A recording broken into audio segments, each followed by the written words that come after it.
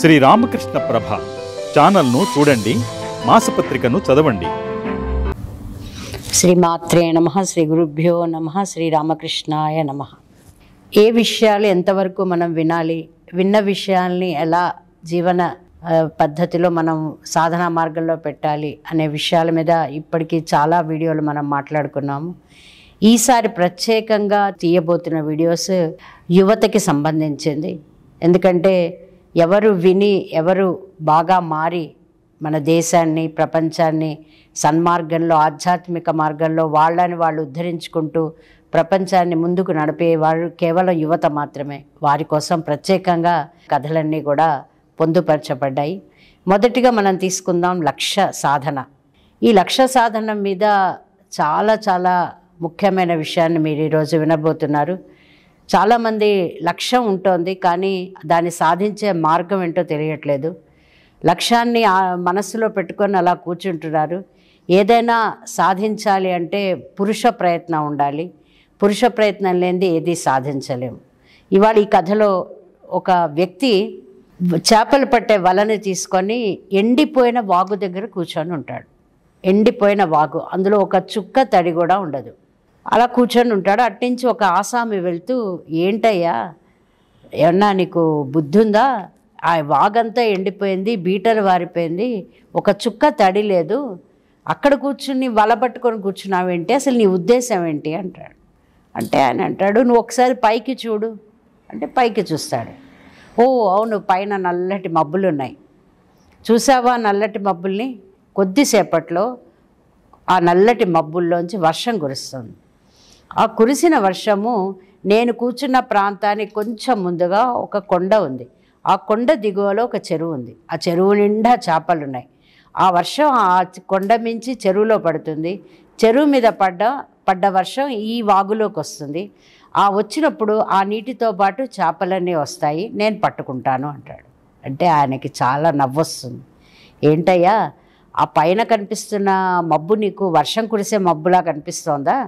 ఇది గ్రీష్మ ఋతువు, ఇప్పుడు నీకు వర్షం ఎక్కడి నుంచి కురుస్తుంది అంటే, ఇది నా నమ్మకం, నా విశ్వాసం, నేను దీని గురించే ఆలోచిస్తున్నాను, ఖచ్చితంగా జరుగుతుందని నాకు నమ్మకం ఉంది అంటే ఈయన వైపు చూసి నవ్వి వెళ్ళిపోతాడు అతను. వెళ్ళిపోయాక ఒక గంట 2 గంటల తర్వాత ఆ వర్షం కురుస్తుంది. నిజంగానే ఆ కురిసిన వర్షం కుండపోతగా కురిసి కొండ మించి వాగు చెరువులో పడి, చెరువు నుంచి దిగువ ప్రాంతంలో ఉన్న వాగుకి నీళ్లతో సహా చేపలన్నీ కొట్టుకొస్తాయి. అంటే ఒక 2-3 గంటల్లోనే ఆ ఎండిపోయిన వాగంతా కూడా నీళ్ళ మయమవుతుంది. అతను చేపలు పట్టుకొని ఇంటికి వెళ్ళిపోతూ ఉంటాడు. వెళ్ళిపోతున్నప్పుడు మళ్ళా ఈ ఆసామి కనిపిస్తాడు.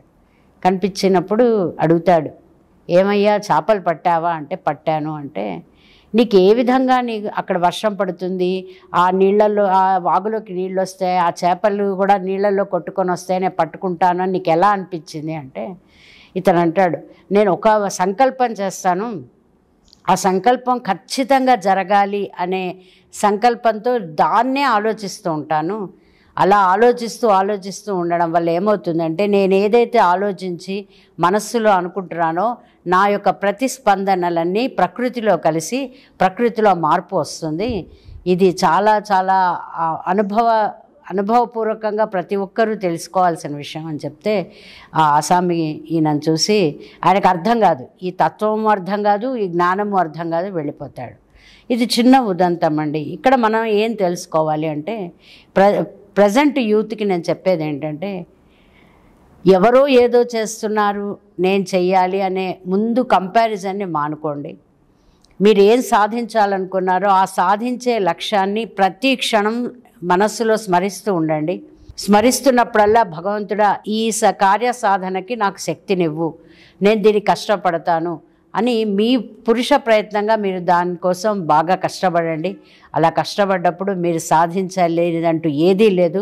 ఎందుకంటే మనం ఏదైతే చేయాలనుకుంటున్నామో దాన్ని 90% మంది నిరుత్సాహపరిచే వాళ్ళే ఉన్నారు. ఎందుకంటే ఇప్పుడు ఈ కథలోనే చూసాం, వాగు ఎండిపోయింది, ఒక చుక్క నీళ్లు లేవు, తడి కూడా లేదు, బీటలు వారిపోయింది. ఆ వచ్చిన ఆయన ఏమన్నాడు, జరగదు అన్నాడు, కానీ జరిగింది. ఇక్కడ జరగదు అనేదానికి ప్రమాణం లేదు, జరుగుతుంది అనేదానికి కూడా ప్రమాణం లేదు. కానీ దేనికి ప్రమాణం ఉంది? మనం చేస్తున్న సంకల్పానికి చాలా గొప్ప శక్తి ఉంది. ఆ శక్తిపాతం అలా ఫ్లో అవుతూ ఉంటే మీరు ఏదనుకుంటే అది మీరు సాధించగలుగుతారు. ప్రతి ఒక్కరూ సాధిస్తారని ప్రతి యువతని ఆశీర్వదిస్తూ శ్రీమాత్రే నమః.